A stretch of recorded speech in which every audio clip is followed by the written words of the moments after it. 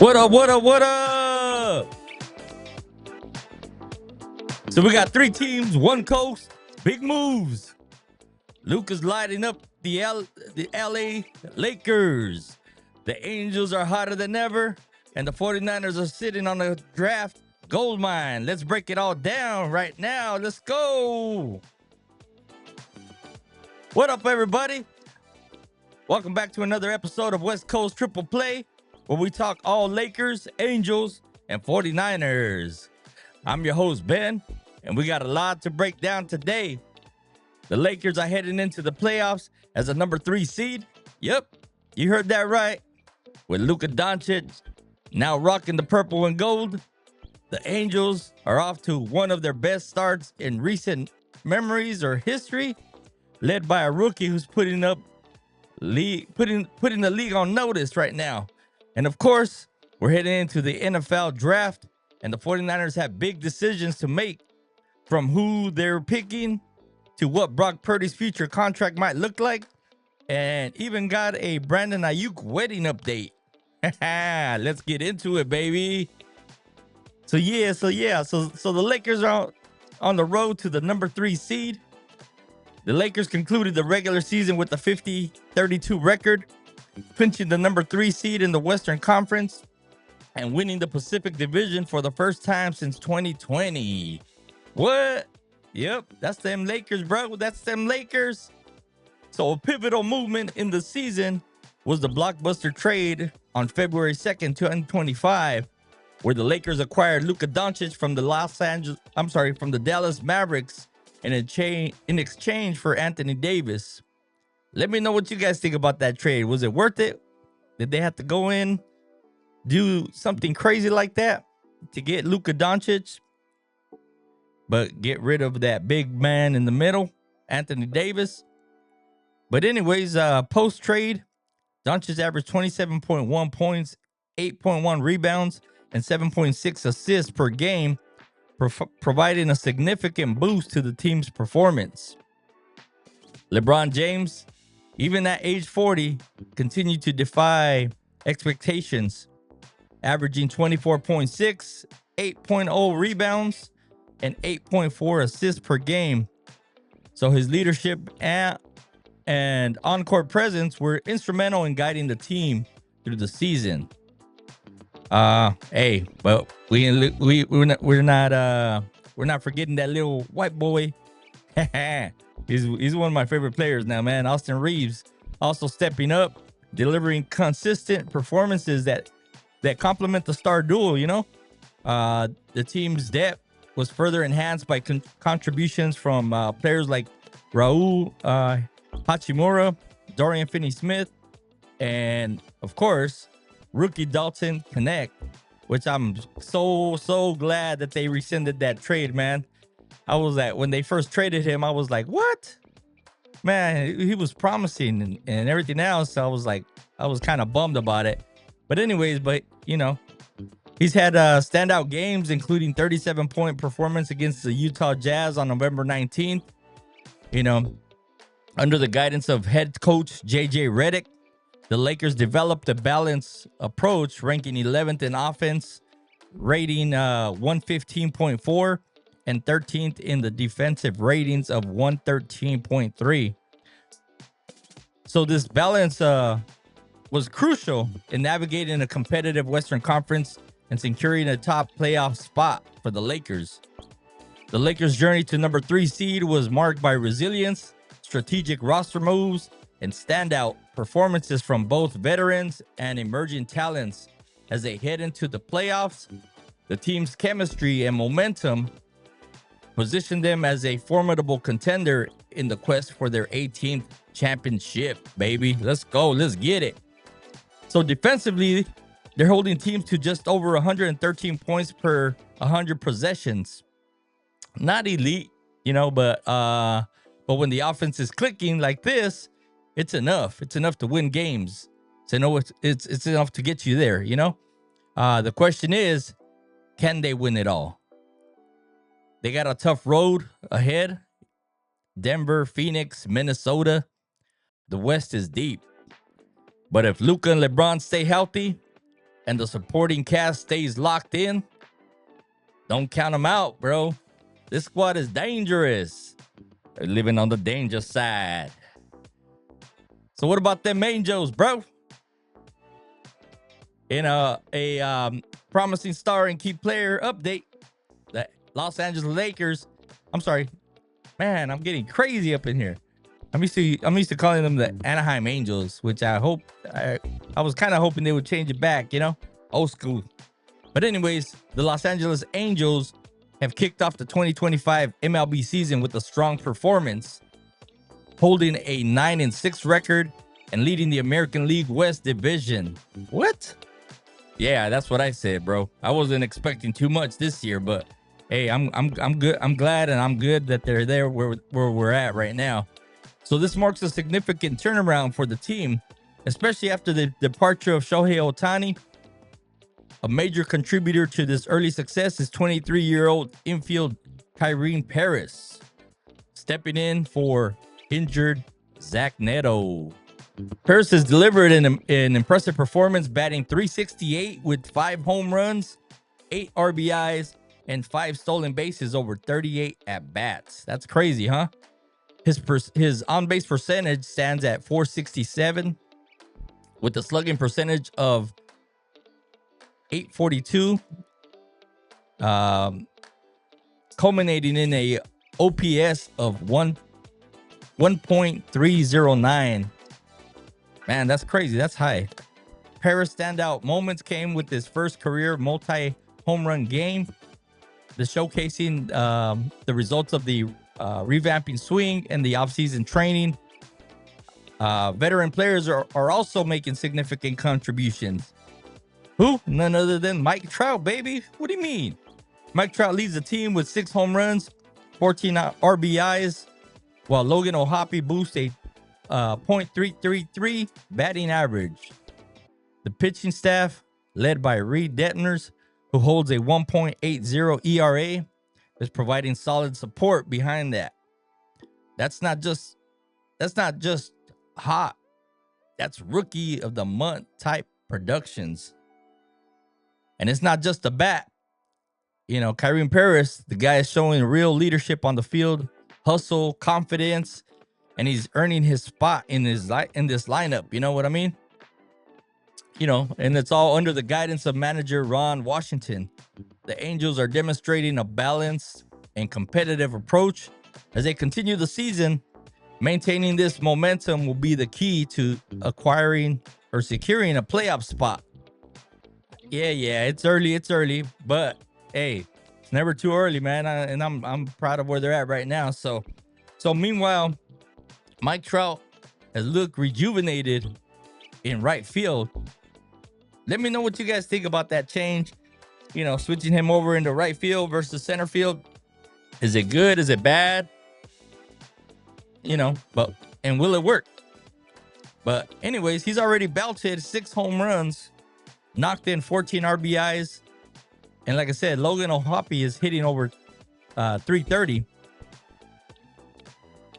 And obviously Reed Detner's holding it down. His move from the starting rotation into the bullpen, it's probably helped him out a little bit. But there's a real balance there, real depth. If they stay healthy, man, this could be the year the Angels finally break through, make a serious postseason run. You know what I mean? But then you got Zach Neto's return. Shortstop Zach Neto is on the cusp of returning to the Angels lineup after undergoing right shoulder surgery in November. Neto began a rehab assignment with the AAA Salt Lake on April 1st, initially serving as a designated hitter. He has since progressed to playing shortstop in rehab games. Barring any setbacks, Neto's projected to rejoin the Angels somewhere around April 22nd. So we'll see how that goes. Neto's return will bolster the infield, but it also presents a roster challenge. With Kyren Paris performing, exceptionally the way he is right now, the Angels will need to make, strategic decisions regarding infield positions. Veterans like Kevin Newman, Tim Anderson, and Nick Lopez may be affected as they lack minor league options.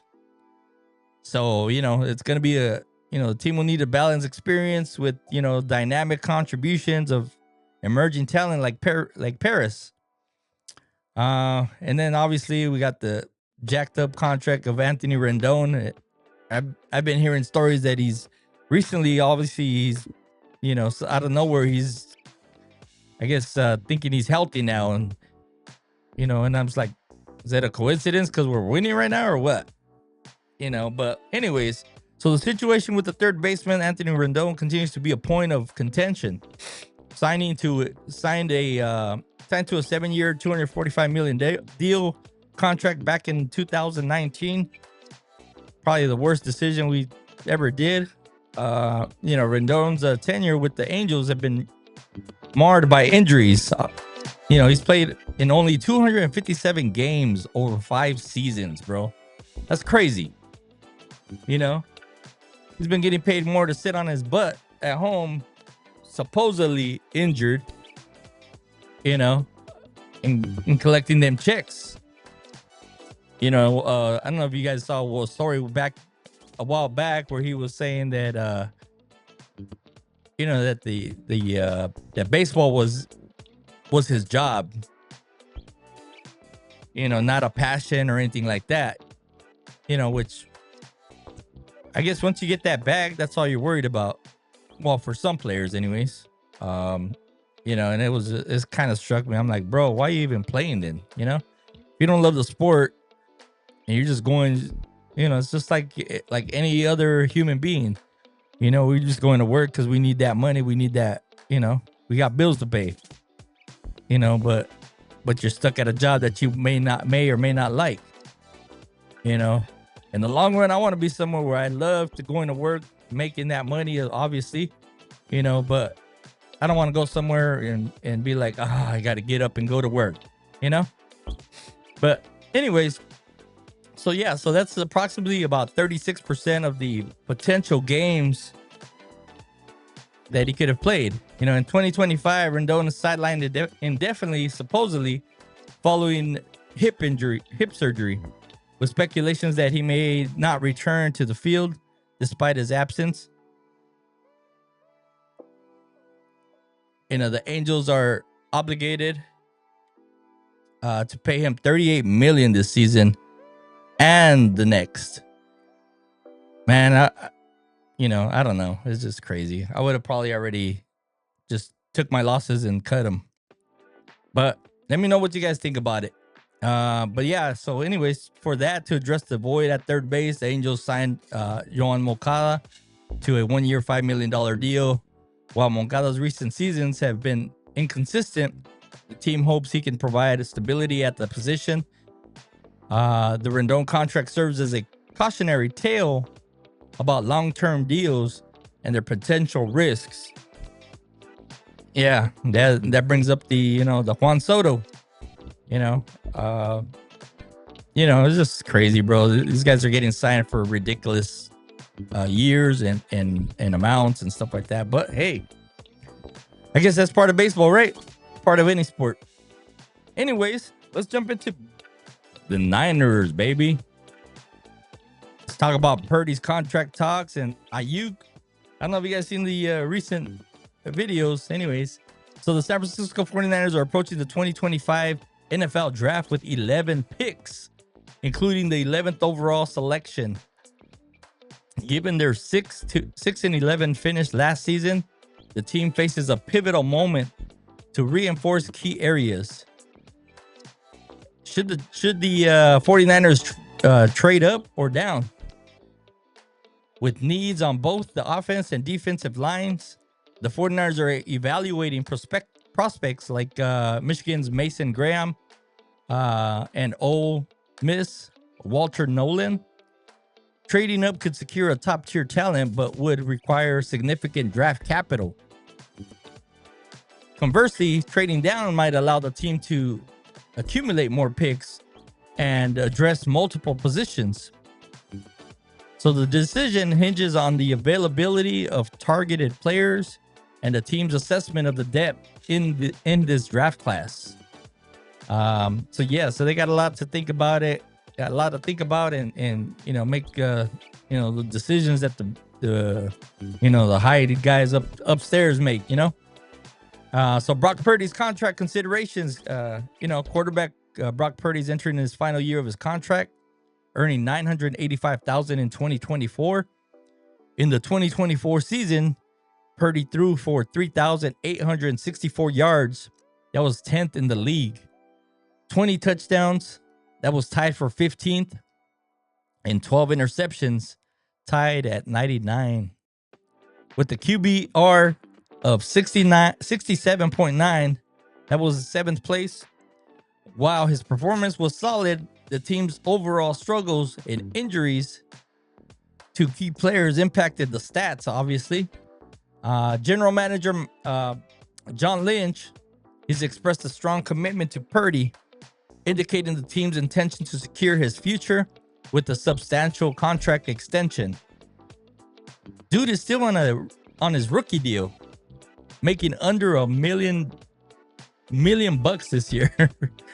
But the talk now is that his next contract could be in the 50 to 55 million per year range. And honestly, the numbers back it up though. What do you guys think?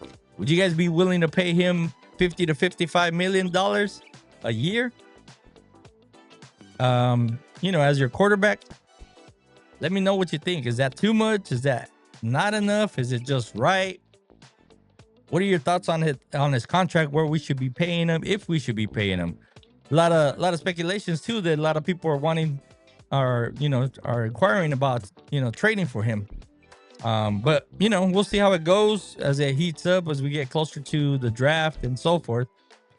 They may get something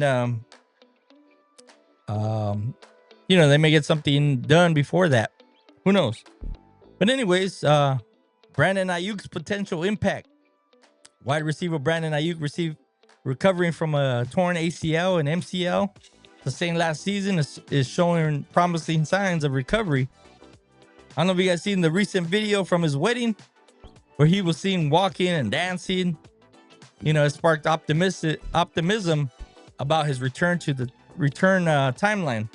Some think it may be sooner, some think it may be later. But, Aiyuk's presence on the field could significantly enhance the 49ers offense, providing a reliable target for Brock Purdy and opening up opportunities for other playmakers. So what's the team outlook on this? Decisions and potential extensions of Brock Purdy, Aiyuk's return. The 49ers have the components to rebound from last season's disappointment. Addressing key positions and maintaining players' health will be crucial for a successful 2025 campaign. The big question is, do the Niners have enough to make a real run this year?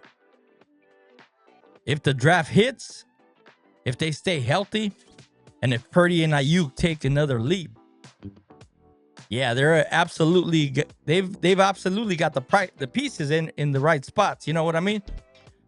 But it starts with what they do in the next few weeks. It's going to determine the outcome of the season. So the margin for error in this league is small, bro. Really small. So what do you guys think? Are the Lakers poised to make a serious title run with Luka and LeBron James leading the charge? Can the Angels ride Kyren Paris, his hot bat, and Mike Trout's leadership to a real playoff push? And what should the what should the Niners do in the draft? Play it safe or make a bold move? Go all out. Let me know. Hit me up in those social media comments. Drop a review. If you're rocking with the West Coast Triple Play, make sure you follow, subscribe, wherever you listen to your podcast. Till next time, guys, stay sharp, stay loyal, and keep rapping. Keep repping the West Coast all day, baby. Yeah. 3 teams, 1 coast. We doing the most. Catch you guys on the next one, baby. We out.